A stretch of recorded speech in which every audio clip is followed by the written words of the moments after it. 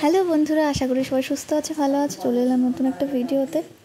দেখো, মা তারাকে স্নান করানো হবে, তো তোমাদের সাথে এটাই শেয়ার করব। তো দেখতে থাকো, আশা করি সবার ভালো লাগবে।